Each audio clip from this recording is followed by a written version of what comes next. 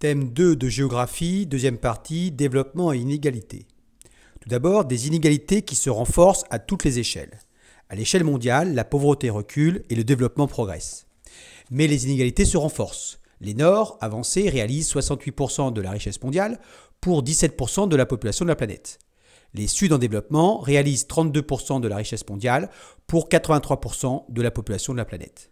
Alors bien sûr, les situations sont contrastées entre les pays émergents, les pays intermédiaires et les PMA. À l'échelle régionale et locale, les inégalités sont aussi importantes entre espaces urbains et ruraux, entre hommes et femmes, au sud comme au nord. Deuxième partie, la difficile mesure du développement.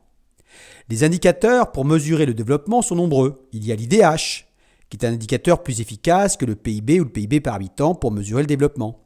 Il y a l'IPM, le taux de pauvreté, qui permet de mieux évaluer la précarité, qui prend des formes différentes dans les Nord et les Sud. La condition pour un développement, c'est l'essor économique, qui favorise l'amélioration des conditions de vie d'une société, dans l'éducation, dans la santé, dans le logement, souvent bien sûr dans un cadre démocratique. Cependant, la production de richesse ne s'accompagne pas toujours du développement. Certains États défaillants n'investissent pas assez en matière d'accès à l'alimentation, aux soins et à l'éducation pour leur population. Troisième partie, une pluralité d'acteurs du développement. Alors bien sûr, tout d'abord, il y a les États qui adoptent différents modèles de développement, soit autocentrés, soit extravertis.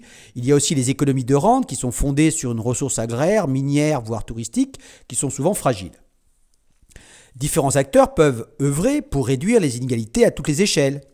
Il y a les institutions internationales, comme l'ONU, qui agissent pour préserver la planète, comme y incitent les 17 objectifs de développement durable à l'horizon 2030.